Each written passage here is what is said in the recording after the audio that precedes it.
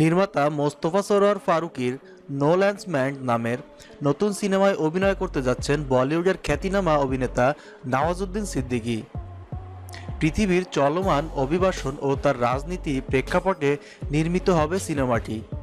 অভিনয়ের পাশাপাশি এতে সহ প্রযোজনায় থাকছে নওয়াজুদ্দিনের প্রযোজনা প্রতিষ্ঠান ম্যাজিক ইফ ফিল্মস। নওয়াজ ফারুকীর পাশাপাশি প্রযোজক হিসেবে থাকছেন স্কয়ার গ্রুপের অঞ্জন চৌধুরী ও অভিনেত্রী নুসরাত ইমরোজ তিশা। সিনেমাটির মাধ্যমে প্রথমবার প্রযোজনার খাতায় নাম লেখালেন তিশা।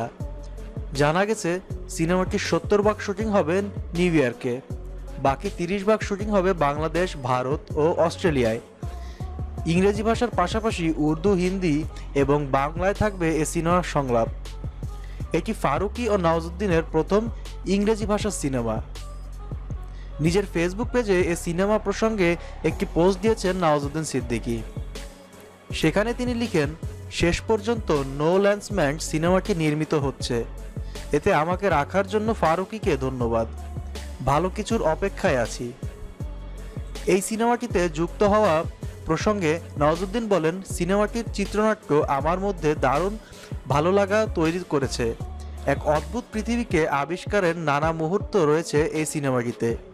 এর সঙ্গে যুক্ত হওয়ার জন্য নিজের ভেতর থেকে তাড়া পাচ্ছিলাম, যে কারণেই এর সঙ্গে যুক্ত হলাম। জানা গেছে চলতি বছরের শেষের দিকে সিনেমাটির শুটিং শুরু হবে। সেলিব্রিটিদের সকল খবরাখবর পেতে আমাদের চ্যানেলটি সাবস্ক্রাইব করুন। ধন্যবাদ।